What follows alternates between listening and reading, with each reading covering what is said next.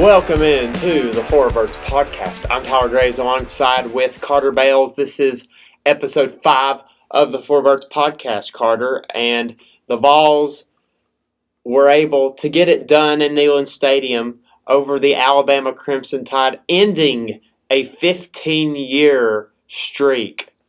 Yeah, I'm definitely glad I was wrong on my pick. I didn't feel confident whenever I made that pick, but I was going with it's Nick Saban. The Vols usually don't play well against Nick Saban, but we got it done. That offense is unstoppable. Jalen Hyatt is unstoppable when Hendon Hooker's throwing in the ball. It was an incredible game, incredible atmosphere. I was there. The loudest game I've ever been to by far. I mean, we made the earth shake. We caused seismic activity. I was not at the Oklahoma game, and I was not at the Florida game earlier this year. However, I was at the Ole Miss game last year, where we set the previous decibel record. Yeah, and it was by far louder than Ole Miss last year. And that's crazy to say because Ole Miss was loud. Yeah, it was very loud. And I think we ended up breaking it, actually, whenever we ended up kicking the game-winning field goal, if I'm not mistaken. It was actually when they threw the decibel meter up on the Jumbotron. Oh, okay. They broke it. Yeah, okay. I think it got to 125. 125.4 or something like that. Something massive, which is insane. No other stadium in the country can say that they caused seismic activity, which was actually recorded except LSU. About a mile away, I'd say. LSU can. LSU caused an earthquake. Did they? Yeah. When did that happen? 1988. Oh, well, that's before we were That's born. the earthquake game. Yeah. When they talk about the earthquake game against Auburn, that's what they're talking about. Yeah. Well, big win for the Vols. Big win for really UT athletics in general.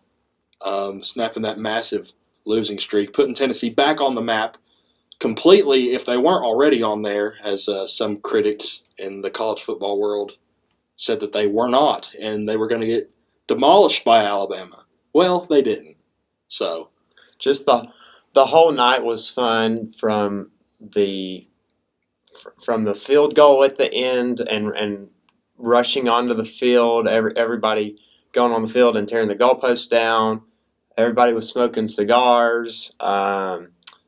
You had Josh Heupel and Danny White pose for a picture in the locker room. You had Peyton Manning and Jalen Hyatt post together. That's one of the coldest pictures in college football history, in my opinion. That picture of Jalen Hyatt with the sheriff smoking a cigar. That's a good picture. I don't know if you've seen that one. And you've got the pictures going around with the Vols letters in the background on top of the stadium. So it was pretty cool, and it's just so exciting seeing Alabama fans not know what to do after a Tennessee loss. They are spiraling bad, finding any reason to blame the referees for the outcome in that game. Well, what's hilarious is the play that they keep bringing up was clearly a penalty. The pass interference that they keep bringing up on fourth down. Yeah. They've snapped a picture. I don't know who it was, but a guy took a picture who was on the field from right behind the play. He's being mugged before the ball even gets there, and it's bad. Very clear. Yeah, and then they would have had a penalty on the field goal that McGrath kicked too, because the guy that tipped the ball, if it got tipped, I don't know if it got tipped. I've heard different things from different people. I don't know if he just tipped it wrong or if it got tipped or what. But he pushed off and went over the snapper, and you can't do that anymore. If you touch the snapper, it's a penalty. So, yeah, I don't know if it got tipped either. It looked like it, at least. I mean, it was a wobbly kick, and it only went in by about a foot. Yeah, and I watched it from home, and I saw the ball was online, and I was like, oh my gosh, he made it. We beat Alabama. I go back and watch the replay. I'm like, he almost didn't. I didn't realize how close it was until I went back and watched the replay. You obviously saw it in person, so you could see how close it was. But from the angle they gave us on CBS, it looked good from the moment he kicked it. Let's talk about the offense in this game. this was this was a spectacular performance by Tennessee. Really, Bob, if we're going to be honest, it was from both offenses. I think Bryce Young, if we're going to go, we'll go ahead and start with Alabama so we can finish with the good stuff. Bryce Young, after that game, in my opinion, is the number one pick in the NFL draft next year. I agree with that. I think without Bryce Young and Jahmyr Gibbs, Tennessee would have blown Alabama out. Yeah, Jahmyr Gibbs is the best running back in college football after what I saw and from what our front seven has done against other pretty good running backs this year. Jahmyr Gibbs is definitely the best running back in college football. And the fact that we were able to hold him to just 103 yards on 24 carries, that's just an average of 4 for a guy like that. That is crazy. And then Bryce Young, 35 for 52, 455 yards through the air. He looked like Houdini back there. I'm sure that was irritating to watch live. Well, bend but don't break. That's what we've said all year. That's what this defense is. It's bend but don't break. The secondary is absolutely terrible.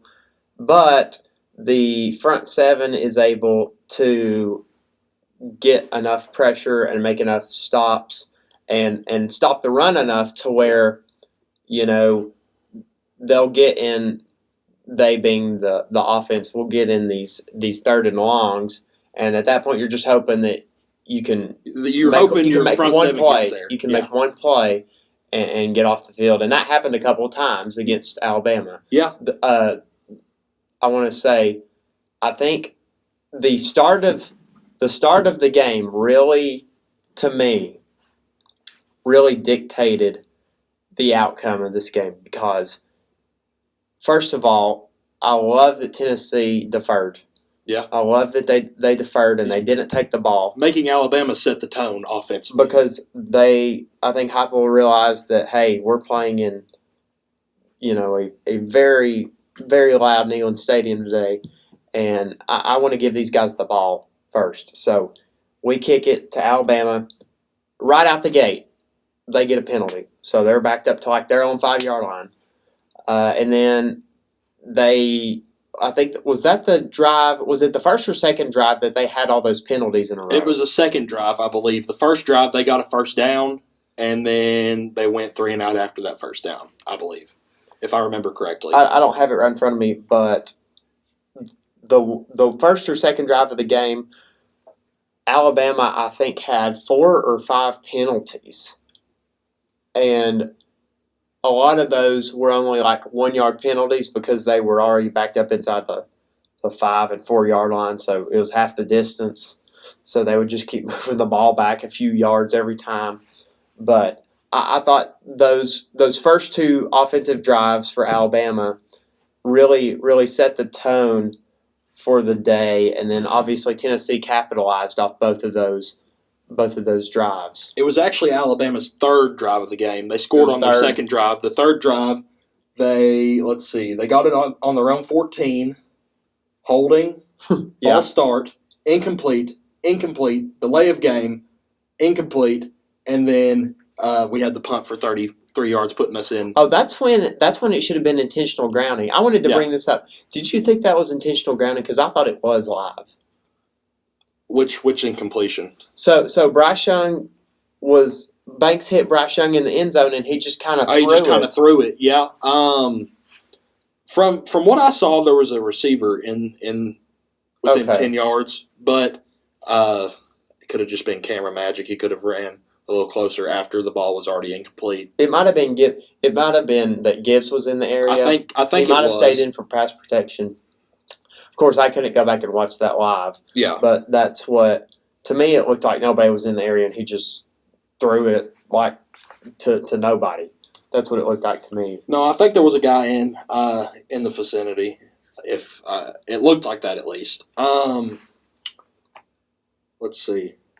So yeah, defense, like we said, bend but don't break, and somehow, some way, all year, whenever the defense has had to make a crucial stop, they're able to do it, as we saw on Alabama's last offensive drive of the game. Well, I still think that Alabama should have ran it on third down. Oh, that was very, very poor play calling. You've got 3rd and 10, and you've got the best running back in college football in your backfield. I get you've got a Heisman candidate quarterback, or a previous Heisman Trophy winner, I should say, at quarterback. But you're more than likely not going to get a first down right there. It's 3rd and 10. Get the ball a little closer for Rockard. I mean, at least line it And up. make Tennessee burn a timeout. Yes. That's the biggest thing. Yes. Make Tennessee burn their last timeout. Second timeout, I believe. Wasn't it Second to timeout? last? It was our second timeout. Well, make them burn either way. Make them burn a timeout. Yeah. And then maybe you don't have that situation where if you do miss, Tennessee can go down the field and kick one themselves, which is what ended up happening. O'Brien made a very, very bad decision there. I guess he was just going with his gut. I've got the Heisman Trophy winner in my backfield. Let's get the ball in his hands, see if he can make a play. And fortunately, he was unable to.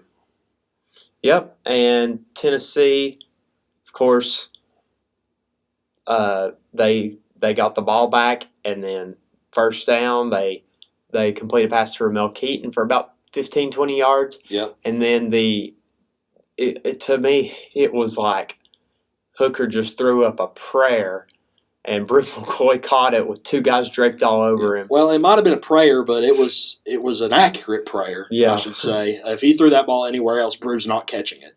So if people say Hendon Hooker didn't have a Heisman moment before that game, before that drive, I should say, that was his Heisman moment. You can't deny that. Getting the team down the field in the field goal range within 15 seconds, I mean, that is remarkable. And I like how resilient our offense was. Yeah. You know, after the fumble, after the fumbled snap or exchange or whatever it was, I guess it was an exchange. They didn't blink, and they came right out the next drive. They went down the field, scored a touchdown, and then when they got the ball back with 15 seconds left, they made 2 plays, got in field goal range, and then Chase McGrath ended the game. Yeah, and I'm going to be honest. I'm going to blame this on battered Vol syndrome because I genuinely think that's what it was. But after that fumble, you know where my mind immediately went? Well, we're going to lose. There's the game. There it is. Alabama's going to find a way. But this team has shown each week we've had a close game. Each week we've had a big game. Whenever what's the maxim? Whenever the breaks don't go our way, keep pushing, something like that. It's not worded like that, but you know it's something to that extent. Football players would know it. They recite it before every game, but I don't have them memorized as I'm just a fan. It was it was something to see for sure. Haven't seen a Tennessee team, at least in my lifetime, come back from something like that. Let's look at Tennessee's stats now. So Hendon Hooker was 21 for 30 for 385 yards. That's a 12.8 average. That's good. That's very good. Whew. 5 touchdowns, he did throw 1 interception. Yeah, first interception of the year. Ball high. I think it was intended for Jacob Warren across the middle. McCoy. Was it Brew? Yeah. I know it was a big body. I just didn't know which big body. No, overthrew him. That was really the first time this year we've seen him overthrow a ball that poorly. I want to think. Over the middle of the field, at least. As good as Hooker was in this game, he did have a couple misses. He had that one, and then he had the Ramel. Well, okay, this one I thought was on Ramel Keaton. Do you remember when got the guy fell down? Up. Yeah. No, the Alabama DB fell down, and then Ramel stopped. He stopped running. Like, if he just kept running, I think he would have caught up to that ball. As good as Ramel Keaton has done this year, he's still not Cedric Tillman. No. Cedric is when running we get that ball Cedric down. Tillman, when we get Cedric Tillman back, which should be against Kentucky. I would expect him to get a few snaps maybe this week if he's good enough to go, but I don't think any of our starters are really going to be in the game for that long against UT Martin. But we'll talk about that later on. Ramel Keaton, he's done a really good job filling that role, but he's still not a top 20 NFL prospect. Yeah. And the thing that surprised me the most in this game was Tennessee's ability to run the ball, because all I heard all week was you're not going to be able to run the ball against Alabama's defense. Alabama's rush defense is really good. no one can run the ball in Alabama's defense. Well, Tennessee just came out and basically did whatever they wanted on the ground against Alabama. Yeah. So 39 total carries, 12 from Wright, 14 from Hooker, and 12 from Small. All three of those guys over 50 yards rushing. Wright had 71, Hooker 56, and Small 53. And then Princeton Fant had a carry. fullback dive. Yep. I didn't know this, but he was a running back coming in. I did not know that. They said that on the broadcast. But yeah, no. People said Will Anderson was going to destroy us, and Will Anderson, it almost seemed like he didn't play. Yeah. I mean, he was that non-existent in this game. Was that little of a factor? I think he had half a tackle for a loss, and then 3 tackles on the game. Yeah, that's right. So, yeah. Our offensive line, if Jalen Hyatt didn't go out there for 5 touchdowns, our offensive line should win the game ball. Yeah, I think Darnell Wright did a great job. Crawford did a good job. Those were the two I noticed mainly, that our 2 tackles. They did a really good job all night. Yeah, Hooker was pressured. Was he pressured? Technically? Other than Well, the one sack? He got sacked. Other than the one sack. He got sacked at midfield one drive. I think that was really the only time. He may have had to escape the pocket like 2 other times. Yeah. But that was really it. Yeah. Really, really showing how much this offensive line has improved as in compared to years past. Let's talk about the player of the game. Jalen Hyatt. He had a Randy Moss night. Yep. If he wasn't going to make money before this game, he's definitely making money now. I don't expect him to be at UT next year, so Vol fans better enjoy him while we have him. Yeah.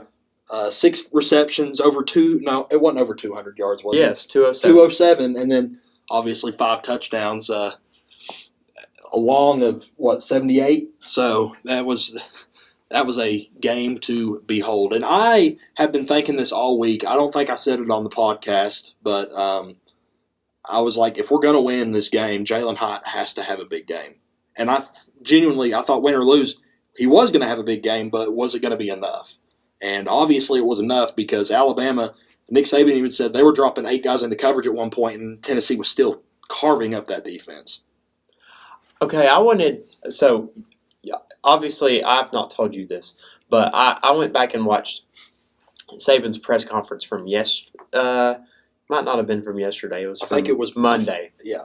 So hearing him talk about Tennessee's offense, because I listen to him sometimes speak just for the heck of it, and hearing him talk about Tennessee's offense, it made me realize this offense that Josh Heupel has kind of created. I would say Josh Heupel has really created this offense because you don't see a whole lot of teams put receivers outside. Well, he's blended some of Art Brow's stuff with some of Mike Leach's stuff. He's thrown some run and shoot in, and he's kind of molded it into this perfect little combination of tempo and just all those different offenses, and he's combined it into one. And hearing Saban talk about Tennessee's offense really made me realize, like, this guy does not, like, he's not used to seeing this. No. Like, this is new. The defensive guru had no idea how to stop Josh Heupel's offense. Because he was like, yeah, they get these wide splits. I've never heard him talk about an offense like this. They get these wide splits, and they match you up. They do these stack formations where you have to match up a safety against a receiver. And I was like, okay, well, and just the way he described it was very interesting to me because I had never heard Nick Saban talk that way about an offense. It was almost like this guy completely, like, they run this offense and I have no idea how to defend it. That's kind of what I read. And that would be my counter argument to people who say, oh, well, it's a new offense, so people are going to get used to it and they're going to stop it. I don't think that's the case just because of the tempo. The tempo keeps you so off guard, And people who say that we don't change formations obviously do not watch this team because it's little things. We might not change the complete formation, but we'll change little things. We'll send a guy in motion. We'll, line him up a little further out, a little closer in, just stuff like that, which really throws off the defenders. Well, the thing about tempo that you have to remember is, yes, some of the things you can do in tempo are limited. You can't have quite as many formations as you normally would, but the defense is also limited in how they line up. I mean, they can't be calling a different coverage every play. If you catch them off guard, they're going to be stuck that way. You cannot. You literally cannot call a different coverage every play as a defense against a team that's as fast as Tennessee because they're going so quick. You really don't have time to signal anything in if you're a defense. You just kind of have to stay in what you're in and hope that Tennessee doesn't find your weakness. Yep. And I will say, the team that did the best job against us so far this year defensively, I would have to say, is Pitt. Yes, Pitt did a very good 100%. job. They loaded the box, they sent pressure, and Hooker struggled on the one-on-one. Alabama tried to do the same thing early on in the game. Hooker did a very good job of hitting his receivers in stride. Very good job of hitting his receivers in stride. The way you beat Tennessee, from a defensive standpoint, and I hope Georgia's not listening, but this is – I don't want to say this is how you stop Tennessee because I don't think anybody can stop Tennessee, but this is how you slow them down. You do what Pitt did. That is the blueprint to slow down Tennessee's offense.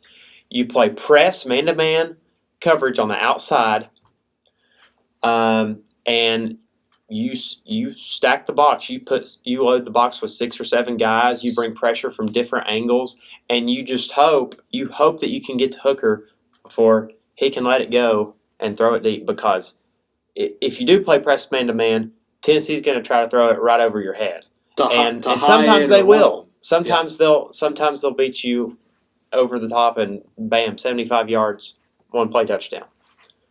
But other times you'll get to Hooker, you'll force some 3 and outs, and I think that's honestly how you have to approach it. I think you have to be really aggressive. I don't think you can sit back in coverage against Tennessee because you saw it multiple times against Alabama. Alabama would only put 5 or 6 guys in the box, and we would have 5 offensive linemen and a tight end in the game, usually Warren. And at that point, it's just a numbers game. Yeah. We're running the ball. If you've got 5 guys in the box, we're running the ball, 100%. Yeah, and how many other teams can say that their defense, has to just hope and pray, or that the opposing defense has to hope and pray that they can just get to the quarterback before the ball leaves his hand? Yeah, because that's the only way they can stop it. How many other teams can say that that's what defenses are going to have to do to stop us? Not a lot. And we will get to the top 25 rankings later, but I will say, after this game, I think this pretty much. I didn't think this before this game, but now I truly believe that there's not a defense in the country that can stop Tennessee. No. I don't think there's any team in the nation that has a defense that can truly stop Tennessee's offense. No, not even Ohio State, which is what some big wigs up there Georgia has the best defense in the nation, in my opinion. Yeah. But I don't think even Georgia can stop this offense. Now, does that mean that Georgia is going to lose to us? No, not necessarily. But if they can stop us enough, that's the thing. But it's going to be hard to stop us. It's going to be hard to get us off the field. But I've said this in the modern era of college football. I would rather have an offense that no one can stop than a defense that can barely stop anything. Yeah. I just think that's how you win games now. It's not, you don't win games 14-10 anymore. No. That's way gone. If you think that's how you win games in 2022 major college football, you're living in a fantasy world. You don't line up and run the ball 45 and 50 times and snap it with 2 seconds on the play clock every time and think you can. No, you can't because you're going to get blistered. Yeah. You'll get run out of the building. Kentucky is really one of the only teams that still consistently does that in the SEC. They don't even do it, really. I mean, they don't know, but they run more of an NFL caliber offense. They run the ball a lot more than most teams do. Yeah. I mean, I think the only team that I think does what I'm talking about really is probably Iowa. Yeah. And their offense is terrible. Yeah, I mean look at the statistics on the year. They've averaged 6, 9, 10, 13, 14. I mean, it's been bad. Anything else you want to add about this game before we go to break? No, I just, great team win, big win for the program, and hopefully we can keep it rolling as we play Kentucky week after next, or this coming up week, and then Georgia not long after that. Yep. All right, we're going to take a quick break, and we will be back with SEC Talk. You're listening to the Verts podcast. Welcome back to the Verts podcast. It is now time for our SEC Talk segment. Let's start off with Mississippi State and Kentucky. So Mississippi State was ranked 16th. They went on the road to Lexington, and they lost 27-17 despite being the favorite. Yep, and I think that was the Mike Leach game that he's supposed to win, but he doesn't. It happens at least twice a year, and it happened for the second time Saturday night. From a spectator standpoint, after watching the Alabama-Tennessee game, this game was boring. This game was very boring to watch. It was 3-3 in the third quarter. Yes, this was one of the most boring games I had ever watched just because of what I had just witnessed in Knoxville. I don't know how much of this game you were able to watch because you were heading back home. To be honest, I didn't watch this game. I don't think I watched a single snap of this game, but I do know that at one point Will Levis was hurt. I do know that. He was not playing 100%. Yeah, he hurt his shoulder at some point during the game, but he came back in. Yep, he had actually said in an interview he got a cortisone shot. It's his left shoulder. His left shoulder doesn't matter. No. So, once again, I really believe that our front seven is going to absolutely tear up their offensive line, though, after watching a little bit of that game. Defense might struggle a little bit, but some Tennessee fans or some Kentucky fans, are saying that Tennessee hasn't faced a defense like Kentucky. Well, they said that about Alabama too, so I'm not too worried. But that'll be discussion of next week. Mississippi State lost a game they shouldn't have lost. Will Rogers, 25 for 37 for 203. It's a bad game for him. Yeah, 1 touchdown, 1 interception. Yep, 200 yards in an air raid offense is bad. We discussed that in a previous week. And then they couldn't get the run game going. Only 22 yards on the ground, which even for an air raid offense is pitiful. They only had a combined 10 carries on the night. Well, yeah, I was just looking at that. They only tried to run the ball 10 times. Yeah, which doesn't make a whole lot of sense. Chris Rodriguez had a heck of a game. 30 carries for 196 yards. Kentucky's running back. Long of 47 and 2 touchdowns. Other than that, it was pretty non-existent. Smoke had 3 for 7, and McClain had 9 for 30. So that's a topic of worry going into next week. But Tennessee's run defense is good. It's good. It's better than Mississippi State's. We'll put it that way. But yeah, bad game for Mississippi State. I don't know who they play this week or if they are on a bye week. They play Alabama. That's right. So, yeah. It doesn't get any easier. Tough luck for Mississippi State, as Alabama is obviously coming off of a loss. Kentucky has got.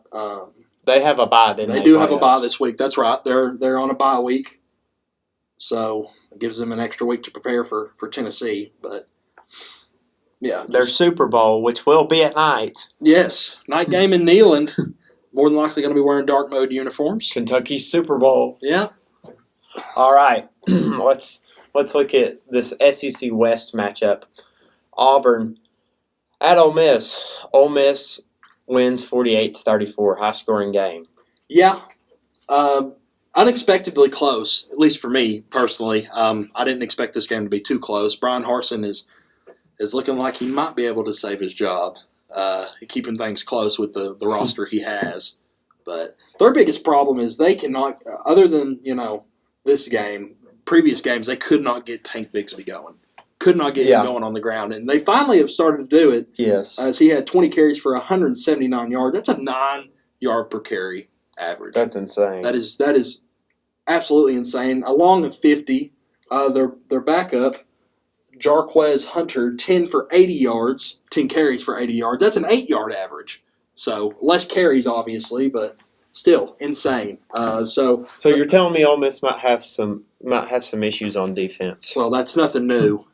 Lane Kiffin teams tend to not be too great on defense. To be honest, I'm surprised that it has taken this long for Ole Miss to have a bad game on defense because DJ Durkin, I thought DJ Durkin last year had a significant role in how good the defense played because Ole Miss's defense really wasn't that bad last year. It was Kiffin's first year, but then he hired kind of put it together. He hired Durkin, and the defense last year was pretty good.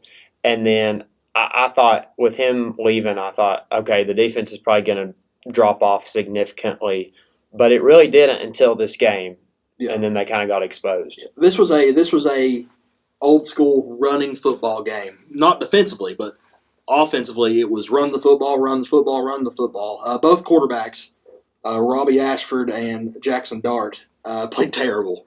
You had from Ashford, you had 8 for 17 for 140 yards and 2 interceptions on the day, and then Jackson Dart had 3 passing touchdowns, but he only had 130 yards passing on a 9 for 19 completion percentage, which is below 50. Both are below 50%. Oh man, that's bad. That's not very good. Can Ole Miss make it to Atlanta? If they beat Alabama, but their offense is going to have to be more than one-dimensional. And so far this year, they have shown struggles passing the ball. They lean on Zach Evans a lot. Yes. And it's very apparent. If Alabama can make you be one-dimensional, you're done. I mean, it's just how it is. Their defense is that good, which is why everyone was so surprised that Tennessee was able to put up as many points as they did, because everyone thought that the run game was going to be stopped. So Ole Miss's chances, they have a chance, but it is obviously going to be determined by their game against Alabama. Let's look at Arkansas BYU now. So this game was kind of an interesting game because BYU led 13-7 at the end of the first quarter, but then Arkansas had a great second quarter and went into the locker room at halftime with a 31-21 lead. And then they just kind of held on from there. It was pretty high scoring. Final score was 52-35. So, yeah, Arkansas was able to go on the road and win at BYU. So, and BYU, I will mention this, BYU was the favorite technically. They were favored by 1 point at kickoff. I can't remember which team I picked to win this game. You picked BYU, I picked Arkansas. That's right. Obviously didn't expect this. KJ Jefferson ended up coming back. This is his first game back, I believe, since his injury. Yes, it was. And he had an excellent game, 29 for 40 with 367 yards through the air and 5 passing touchdowns. So definitely pass heavy was this team. Oh, not really. They had everything going offensively. They had 277 yards on the ground, but no, Arkansas's offense came alive. They put up 630. Yeah, Arkansas looked like the Arkansas that we expected to see preseason, that we haven't seen for quite a while. So they've still been a disappointment thus far, halfway through the season, but they might be starting to put things together. We'll see if they can make a bit of a run and finish with a pretty good record. Yeah, Arkansas, Rocket Sanders is a good running back, and then obviously KJ Jefferson, he's a good quarterback, so you've got that quarterback-running back combo that you need on offense to put up some points. BYU in this game, they had 356 passing yards, so Arkansas, I guess you could say, struggled to defend the pass. Yeah. Yeah. So, I mean, and BYU's 4-3 now, by the way, if anyone's keeping track. and I'm kind of surprised that they've lost 3 games. You know, you look at their schedule. I don't think it's very surprising that they lost this game, but they also lost to Notre Dame and they lost to Oregon by 21 points. So, and being an independent, if you want to have any chance at going to the playoff, you either need to be 12-0 or 11-1 with a very close loss to a big school. Yeah, Arkansas was able to give BYU their first loss at home, as they've been pretty solid so far this year. They were 3-0. Mm-hmm. So yeah, good for Arkansas. Maybe they'll be able to get things going, make a bit of a run. Excuse me, like I said, and obviously not compete for an SEC championship. That's out of the window. But you know, finish with their head high, I guess you could say, after the woes early in the season. Now let's talk about the most competitive SEC game from this past weekend. Georgia beats Vanderbilt 55-0. You know, a lot of people like myself thought this Vanderbilt game would be a trap game. No, I'm just kidding. That was never in question. But I did not expect Vanderbilt to put up that many points. I expected Georgia, excuse me, to put up that many points. I expected Vanderbilt to put some points on the board, but that defense has shown why they're the number 1 defense in the country. So yards-wise, Vanderbilt only had 150 yards the entire game. That's bad. They had 45 rushing yards, which is really bad. Georgia had a field day through the air. Stetson Bennett was 24 for 30 for 289 yards and 2 touchdowns, no interceptions. And then Carson Beck came in the second half. He was 8 of 11 for 98 yards and 2 touchdowns, no interceptions. Yeah, not boding well for Tennessee in the future, as our past defense is not very good. But you know. Neither is Vanderbilt's. Vanderbilt's got Vanderbilt's bad all the way. They're not good at anything. So. No, they're all right offensively sometimes. Whenever they don't have to play teams that are good. To start the season, I figured Vanderbilt would finally get an SEC win, but after seeing that, I doubt it. I think Missouri's going to end up getting a win there. Beating them this week? Yeah.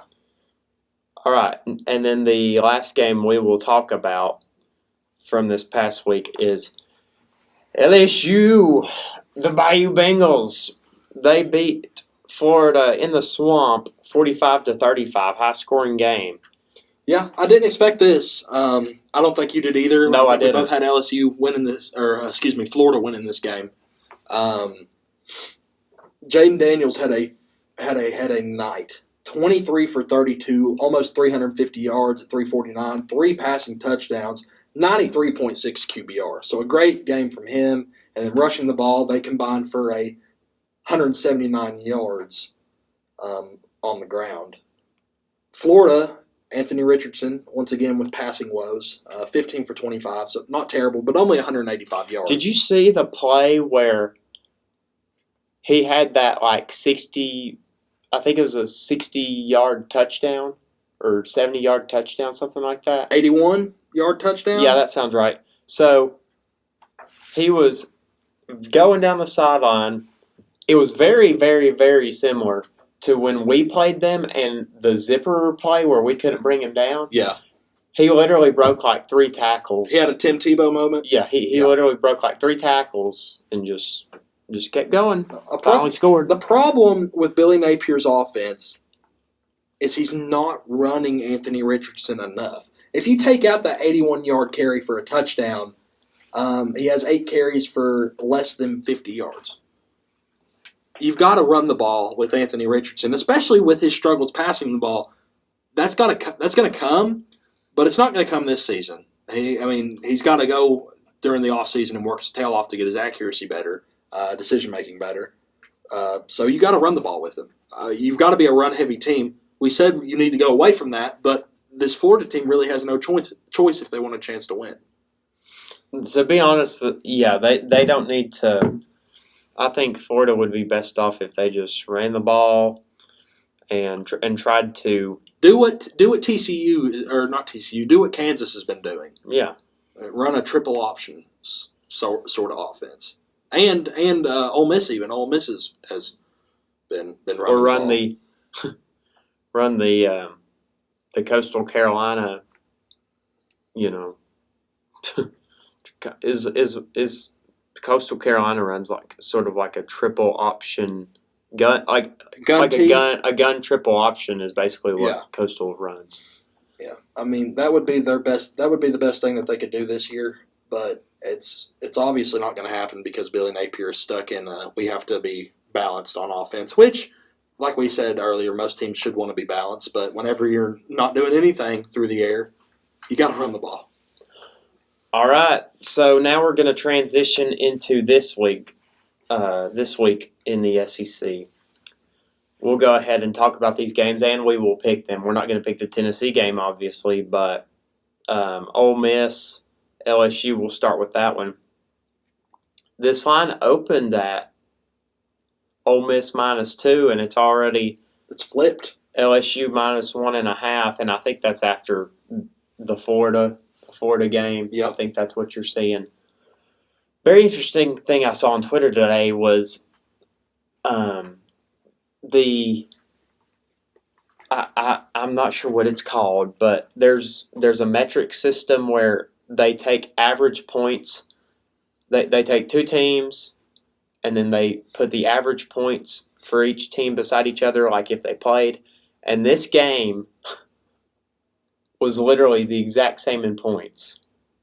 And the teams were 50%, and I had never seen that before. So they're very evenly matched is basically what that means. Yeah, and I'm going to be honest, I don't really agree with this spread. Tennessee did a very good job of running the ball against LSU. They did a good job passing the ball too. So, you can't load the box on every play, but Ole Miss is a very good running football team, and Tennessee ran the ball really well against LSU. So I'm going to go ahead and make my pick. I'm going to say LSU is going to win this game, and it'll be LSU +1.5. Or Ole Miss is going to win this game, and it'll be Ole Miss +1.5. So you've got Ole Miss. Yeah, I just can't agree with this spread after seeing what I've seen so far from LSU. I'm going to go with LSU at home. So we are in disagreement. I think Jaden Daniels is going to find a way late to pull off this upset, and if they do pull this off, Ole Miss will drop outside the top 10. Ole Miss will drop outside the top 10, and LSU will go back into the top 25. Yes, for sure. LSU will be top 20 at that point. Yeah, beating a top 10 team in the country. All right, let's go ahead and pick Missouri Vanderbilt. So it's at Missouri. Missouri's favored by 14 points. So this game we have kind of talked about throughout the podcast this year as being the battle for last place in the East. Last place in the SEC in general. Missouri and LSU, Missouri Vanderbilt, they just, they've both been really bad all year. It's Missouri -14 going into this game, and you already said you're picking Missouri, right? I'm picking Missouri to win this game. I'm picking Missouri as well. If you look at Georgia as a common opponent, I can't pick the team that lost 55-0 to beat the team that only lost 26-22. The only thing that Vanderbilt is winning in this game is which coach looks more like a football coach, because Eli Drinkwitz is the nerdiest football coach I've ever seen in my entire life. At least Clark Lee. Looks like he knows what he's doing. 7 o'clock, ESPN. Mississippi State has to go to Tuscaloosa.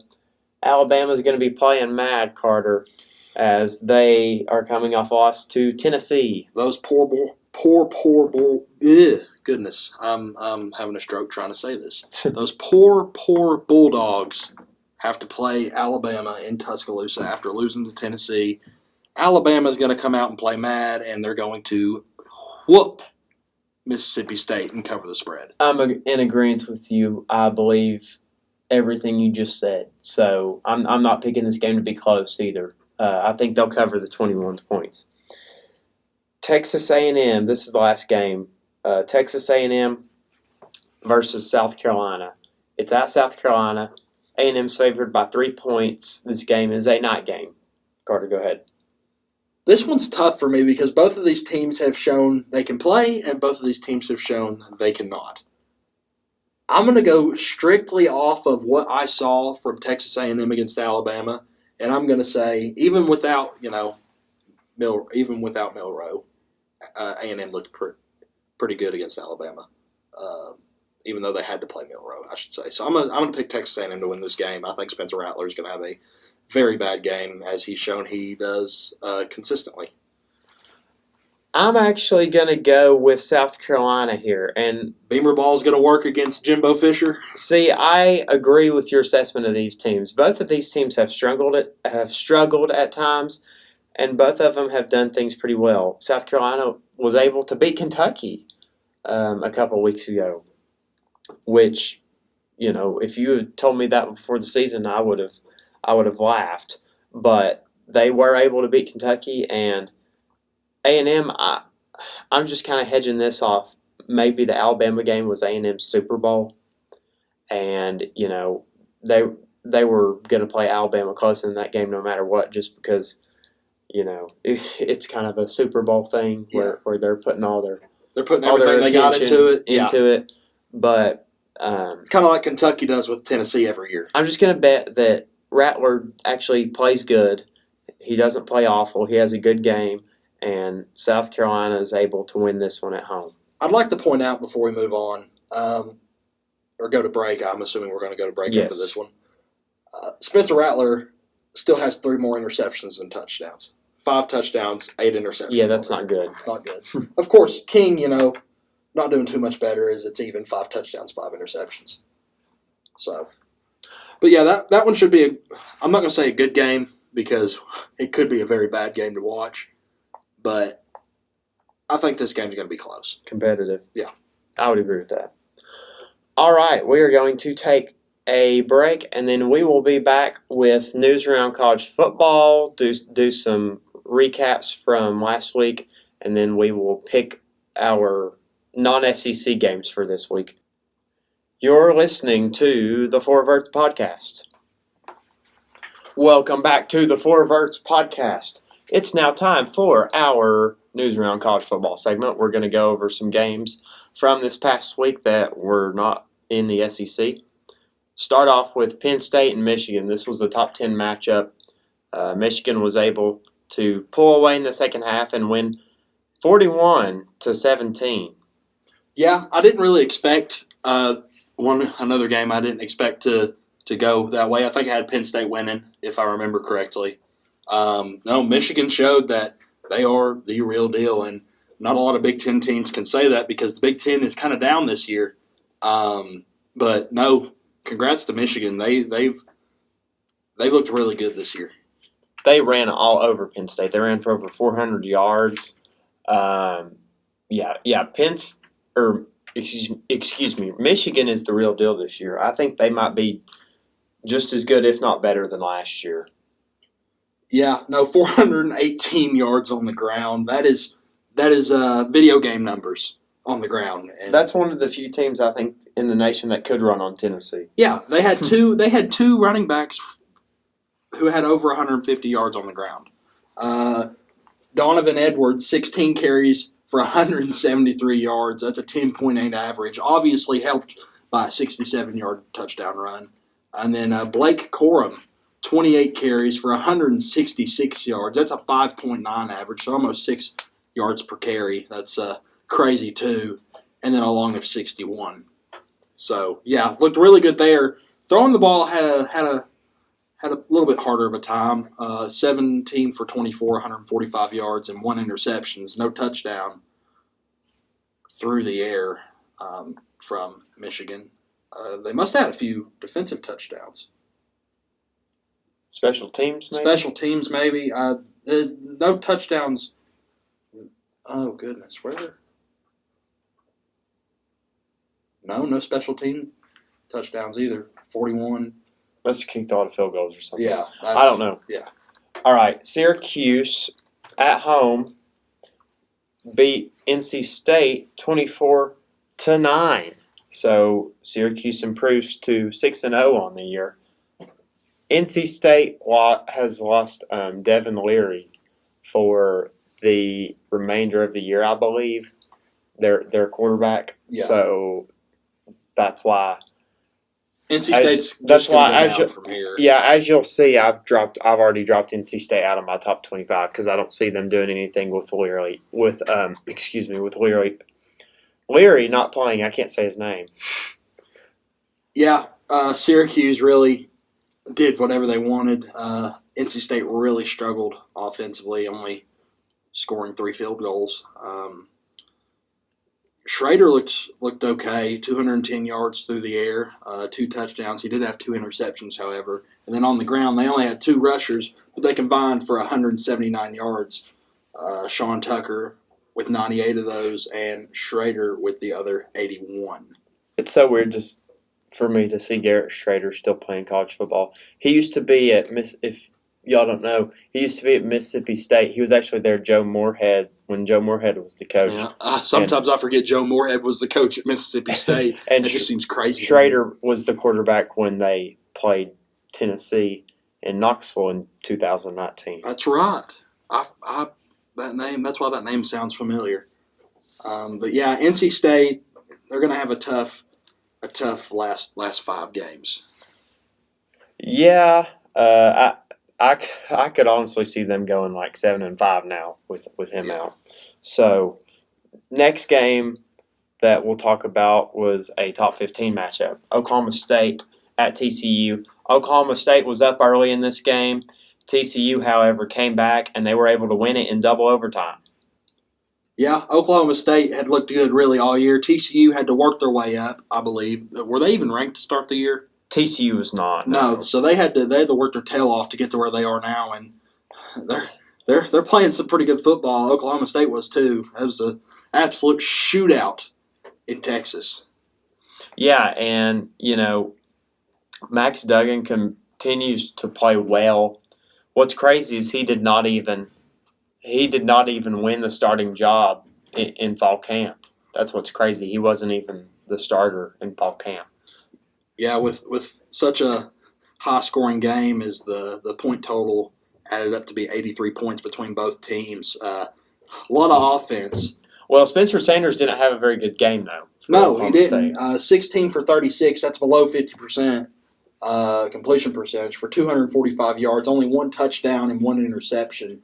Max Duggan, 23 for 40. That's barely over 50% with 286 yards and 2 touchdowns through the air. And then rushing, Oklahoma State struggled a little more than TCU, or I guess struggled. 141 yards on the ground for Oklahoma State. TCU with 224. 104 of those coming from Kendre Miller. And I think that game will be huge for the Big 12 championship because, as I've said before on here, the Big 12 does not do divisions anymore. They do the best 2 teams in the conference based off of conference record. So this game will probably determine whether Oklahoma State or TCU will be in the Big 12 championship game, I imagine. Yeah. Because if TCU keeps winning like they are, TCU's going to be in the Big 12 championship. And they could have a chance for the playoffs. Yes, if they keep winning. Yeah. We'll talk about maybe 2 or 3 more games. USC Utah. I watched this game. I watched the second half, I believe, of this game. Yeah, I did not watch this one. Utah went for 2 with about, I guess, a minute left. I don't remember exactly when, but they went for 2 and got it, and then they were able to hold USC off for the final. I guess. Can you look and see when they scored? Utah scored to go up one point. Let's see. I know it was late in the game. I want to say it was the last. It was the last touchdown of the game. Yes, 40 seconds, I think. Let's see. Whenever they scored, they had a very long drive. Yes, they did. They started the drive with 6:15 left in the fourth. They milked it all the way down to 48 seconds. Yes, that's right. So they went for two, got it, and they were able to hold USC those final 40 seconds. And there was actually, I don't think anyone who didn't watch this game, nobody realizes this, but with 12 seconds or 11 seconds left, USC had the ball on their own 20 to 30 yard line, somewhere in there, and they threw a pick, but the the official blew the play dead.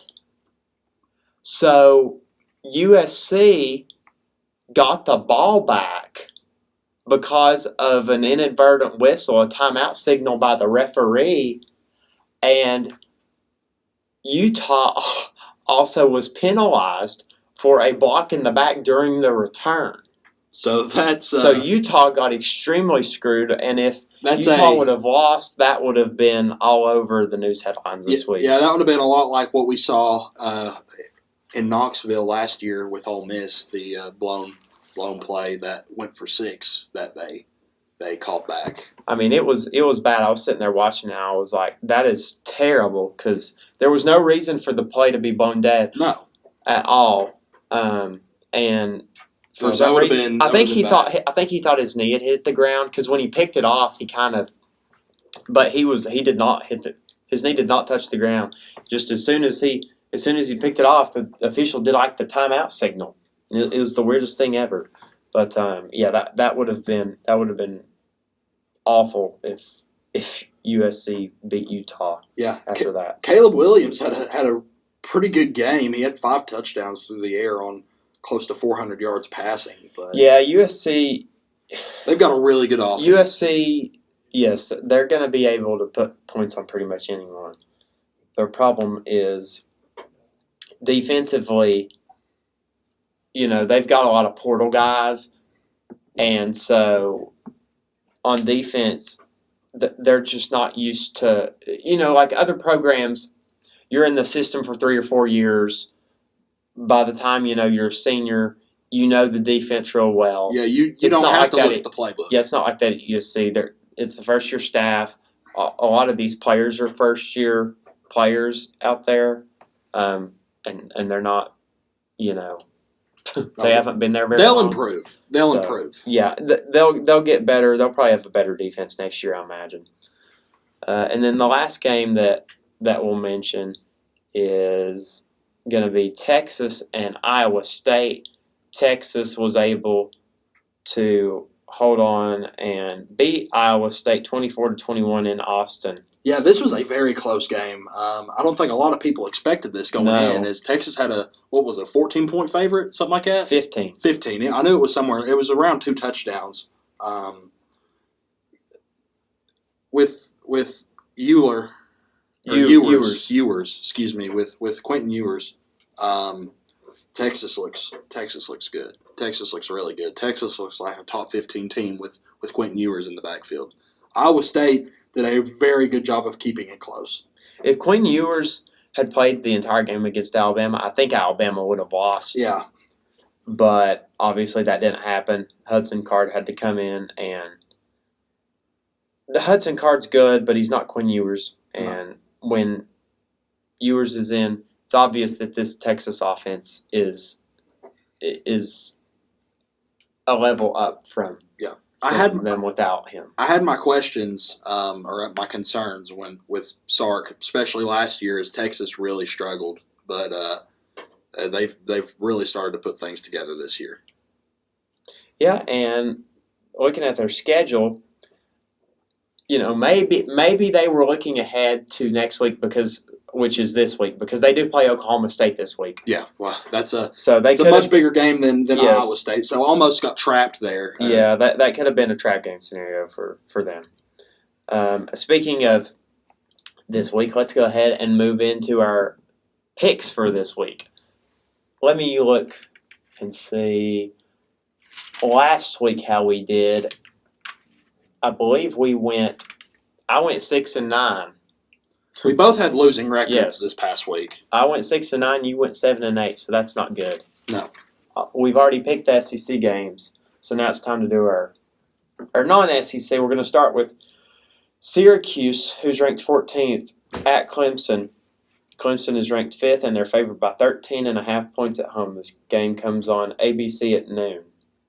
Yeah, I'm going to go with the favorite here. I think Clemson's going to win this game. Syracuse really has not had that tough of a schedule so far, and they're going to end up suffering their first loss against the Tigers. I'll go with Clemson as well. I don't think Syracuse has played anyone all year really, and I think Clemson's kind of gonna expose them in this game. That's what I'm calling for.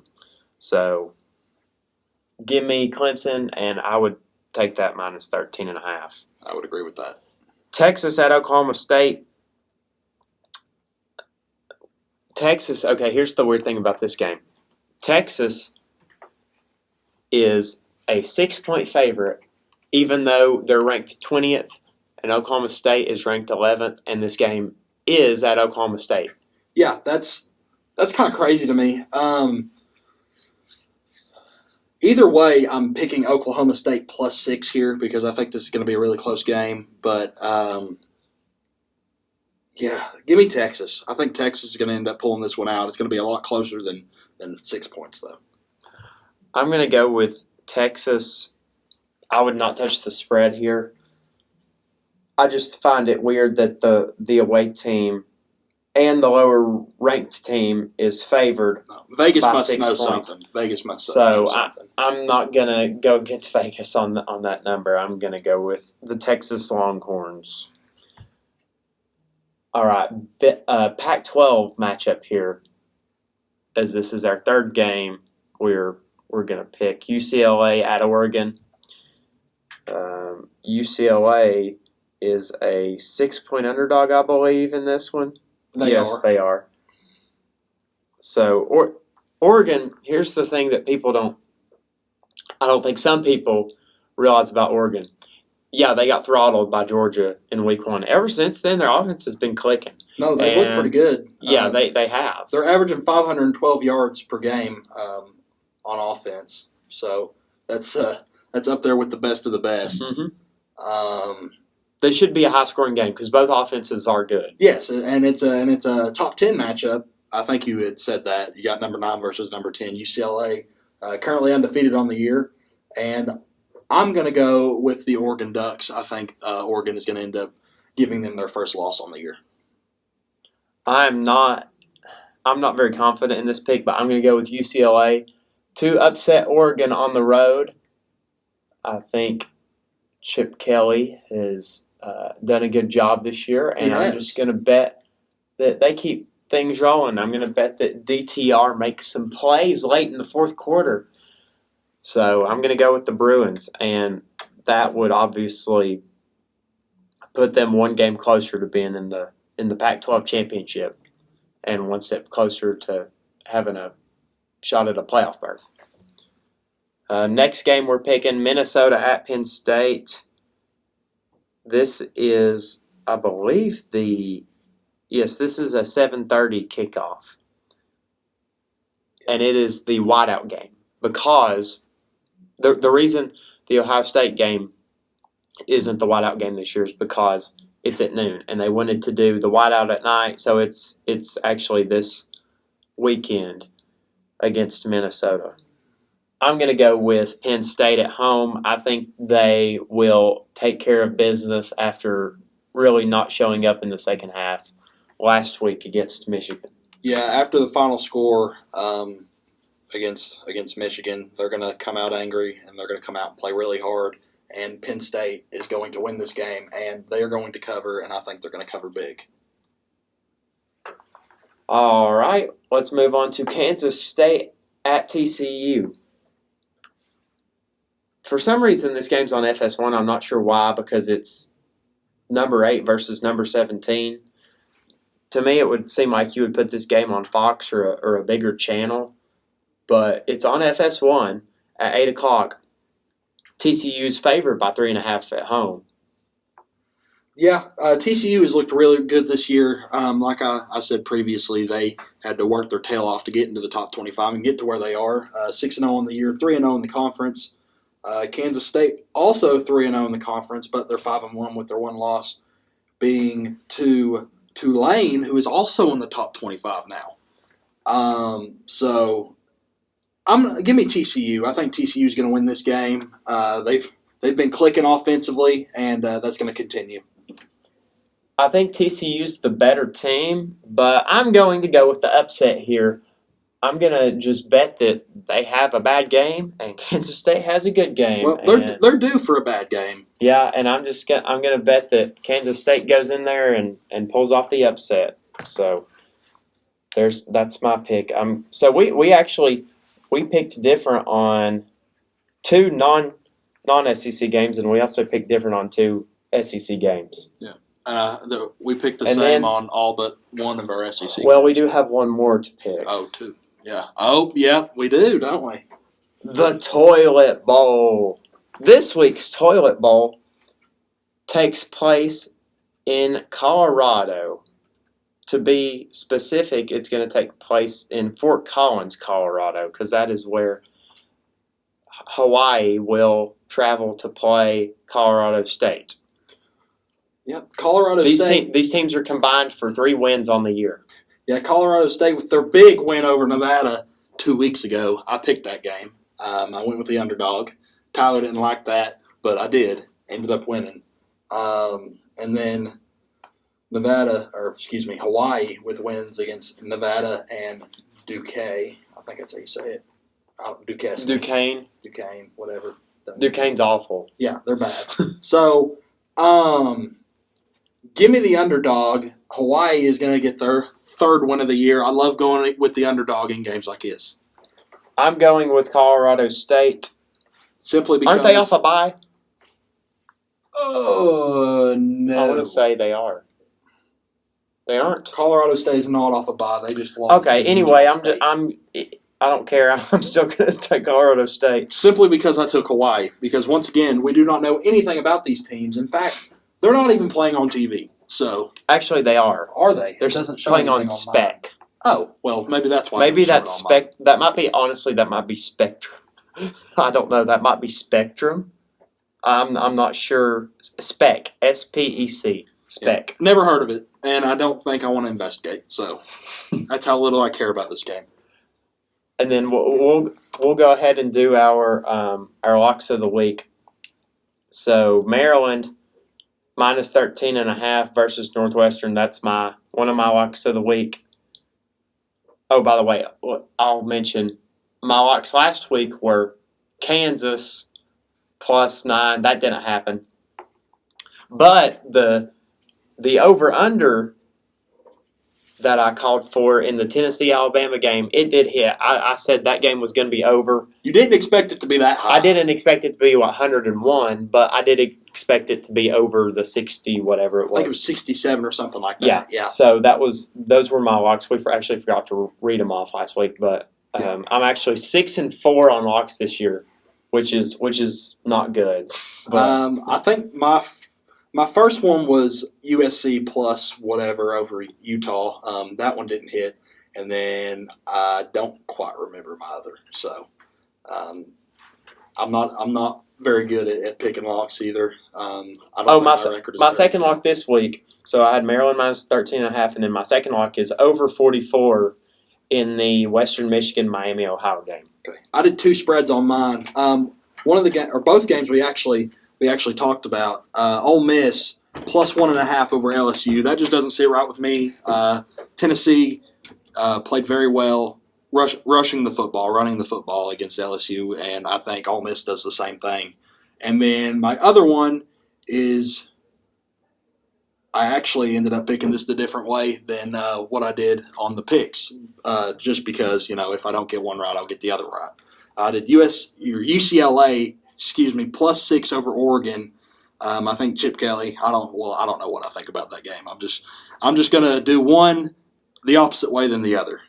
So those are our locks of the week, and I believe we are going to take a quick break and return with our top 15 or top 25. Yes, we'll do our. Let's go ahead and do our top 15 rankings. So, oh, you missed it because you had to step out. I completely switched my picks. Oh, UCLA. I didn't switch it on there. For my locks, I said UCLA +6 over Oregon, but I picked Oregon to win it. well, you can't. If I get one wrong, I get the other right. Okay. So why not? Right? We've reached that point. So locks of the week is now just betting against yourself. Yes, why not? We're just out here having fun. It doesn't matter. Let's see. Top 25. Let me pull up the AP rankings real quick.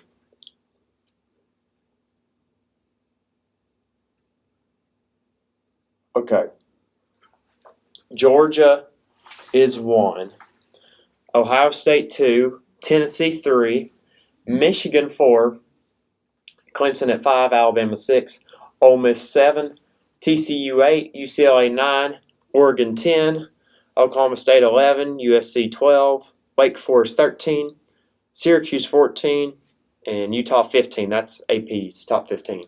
And then after that, you've got Penn State at 16, Kansas State at 17, Illinois moves up 6 spots to 18, Kentucky moves up 3 spots to 19, Texas at 20, Cincinnati stays the same at 21. North Carolina moves up into the top 25 after not being there. They are now 22. NC State drops after their loss to 23, and Mississippi State drops 8 spots after their loss to 24. And then Tulane up in the top 25, so nice to see that. Yeah, so Tulane is one of the few group of 5 schools to be included in the top 25 this year. Yeah, I believe we've only got 2, Cincinnati and Tulane, so that's it's pretty cool to see. Do you want to read yours off first, or do you want me to read mine off first? I'll go ahead and go with my top 15. So this might be a little bit of bias, but personally, I think we have a better resume than Georgia so far this year, and Ohio State has played literally nobody. So I've got Tennessee at number 1. Behind them, I have Ohio State, because I guess you can argue that Notre Dame game, but Notre Dame has shown they're not very good this year. Then number 3, I've got Georgia. Number 4, Michigan after their big win against Penn State. I've got Clemson at 5 because I don't think Clemson is as good as Michigan. Alabama drops to 6. TCU is up to 7 in mine. The Horned Frogs have looked really good. Ole Miss moves up to 8. They were 11 in mine the previous week, but they moved up to 8 after their win against Auburn. USC drops to 9 after their loss to Utah. After that, we've got UCLA at 10, Oregon at 11, Oklahoma State will drop to 12 on mine. Then I've got Texas in my top 15 because with Quentin Ewers, they've looked unstoppable. Penn State will drop to 14 after their loss to Michigan, Oklahoma State, then Texas. Penn State will drop to 14, and then Syracuse is in my top 15. Rounds it out at 15. All right. So we are in a disagreement about number 1. I have Ohio State at 1, and the reason I have Ohio State ahead of Tennessee's my 2, by the way. They're not ranked 3rd in mine. They're ranked number 2. And the reason I have Ohio State ranked 1 is because Ohio State, I looked at Georgia. I think you can throw Ohio State, Tennessee, Georgia, and Michigan all in a bag right now. I think those are the top 4 teams, clear top 4 ranked teams right now. And I think you can throw all 4 of those teams in a bag and kind of rank them however you want. Ohio State, to me, the reason I put them at 1 is because they have not struggled in any game they've played. The only game that was even remotely close was the Notre Dame game, and I'm kind of giving them a pass because it was week 1. Yeah, that's fair. They won 21-10 against Notre Dame. Me and you actually had a discussion about this off air before we started streaming, and we both have different opinions on this. But that's the beauty of it. That's the beauty of college football. People can have different opinions and discuss them. Yeah, and Ohio State, I would favor them against Tennessee tomorrow on a neutral field. I think that game would be somewhere in the. I'm not kidding when I say this. I think that game would be somewhere in the 60s and 50s range as far as the winner. But I think it. I think it would be a close game, but I think Ohio State would win most of the time. And that's actually the reason I have Tennessee over Ohio State. We have differing opinions on that. If you look at Ohio State's season so far, they've got one ranked win, but a lot of Ohio State fans are like, well, Tennessee technically doesn't have any ranked wins except for Alabama because nobody's ranked anymore. Well, if you look at it that way, Ohio State has only played one team with a winning record to this point, which is why I just, their defense hasn't really played anybody great, so I believe that. And we'll find out way more about Ohio State in the coming weeks. Yes, I think 2 weeks, right? They play Penn State 2 weeks. The second half of Ohio State's schedule is harder. Yeah. It's not hard, but it's hard. It's more difficult than the first half. The Big half. Ten, let's be honest, the Big Ten is not really that hard this year. But it's shaping up to be Ohio State, Michigan. Yes. Huge top 5 matchup again. Yes. Kind of like last year. But that's what we want, right? We want a Big Ten against a Big Ten before we even get to the conference championship. I've got Georgia at 3. I think it's interesting that Georgia's ranked. Is Georgia ranked number 1 in the AP poll? They are. Georgia's at 1, Ohio State's at 2. So Georgia's ranked number 1 in the AP poll, yet we both have them at number 3. And the reason I have them at 3 behind. Well, the reason I have them behind Tennessee is because Tennessee has much more impressive wins than Georgia. Yes. And the reason I have Georgia behind Ohio State is, again, Ohio State hasn't struggled this year at all. Georgia has. Georgia struggled against Kent State, and they struggled against Missouri.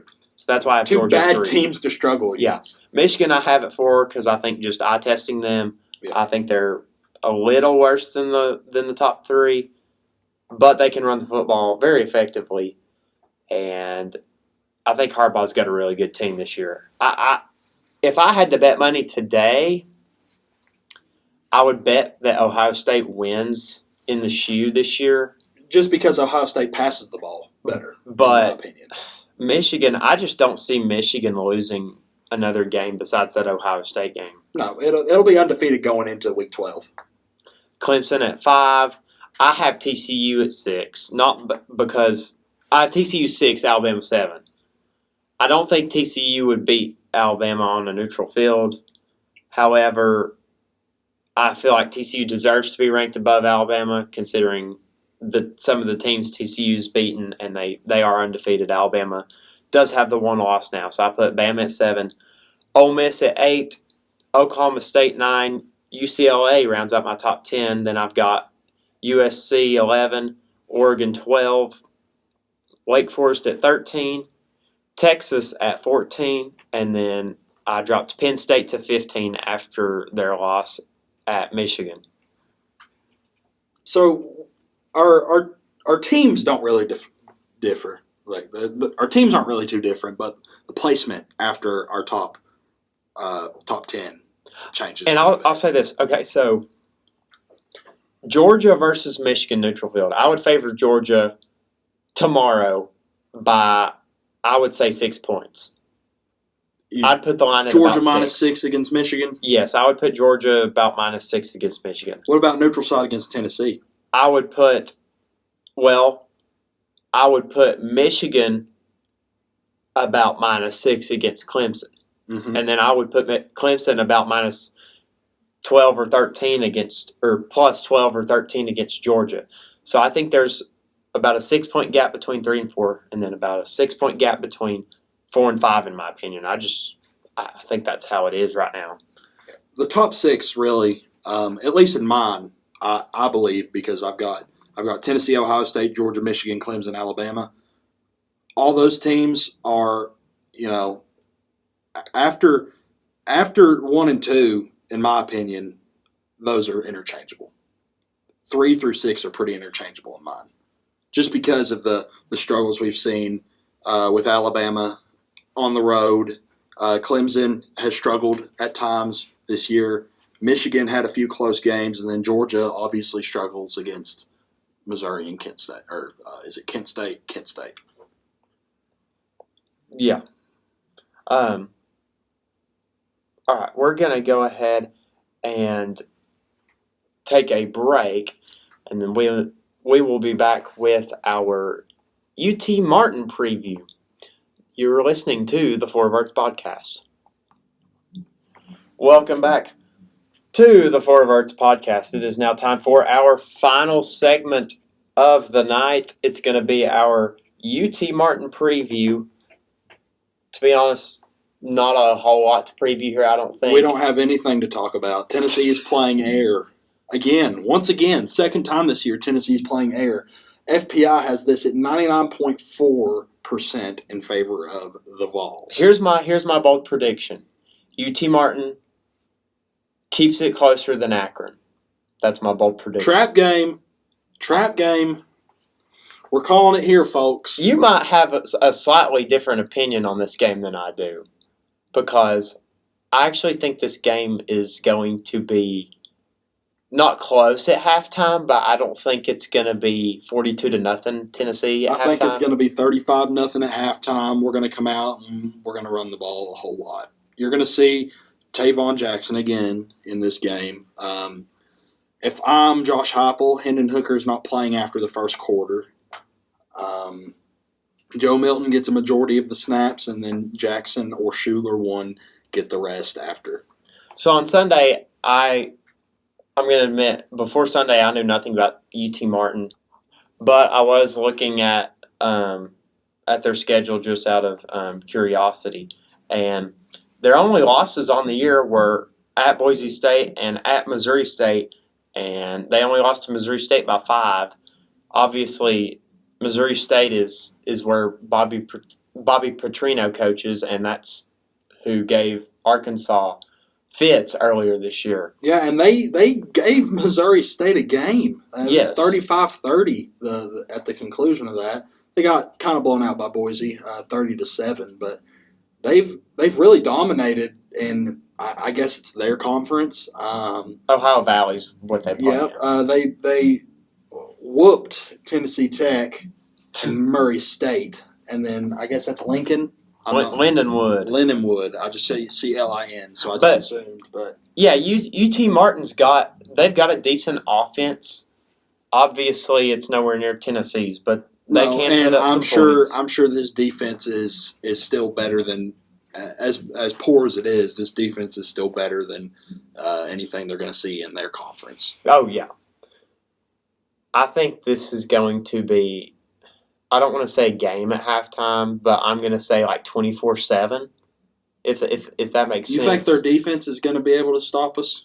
I think it's going to be like 24-7, maybe 28-7 at halftime, and then if they are able to score, I still think Tennessee is going to be up by. I just think it's hard. I just think it's hard to have the biggest win in your programs.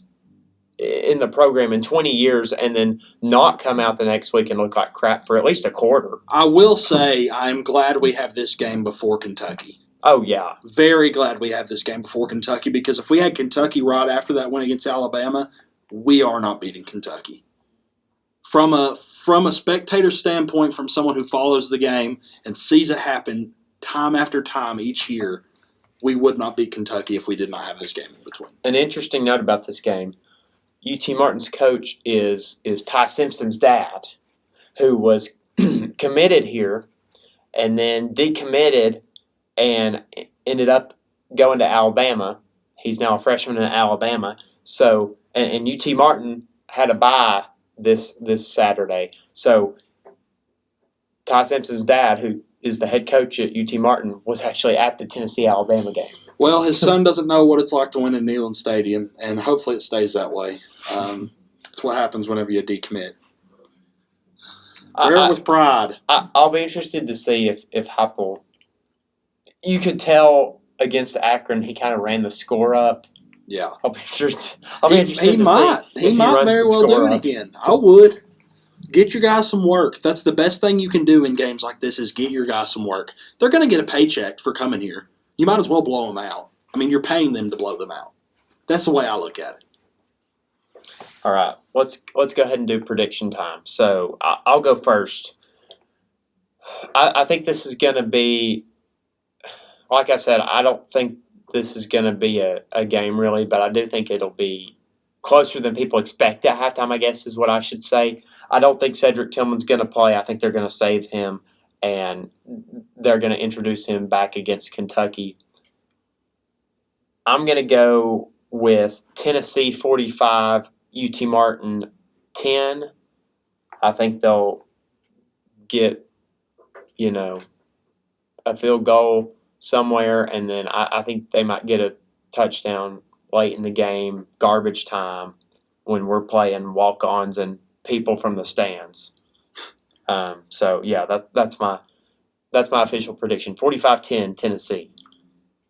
I've been pretty good at picking games like this so far, cupcake teams. I did well against Akron, if you remember correctly. I got that in pretty close. And then me and you hadn't started our podcast yet against Ball State, but I think I was relatively close on that one as well.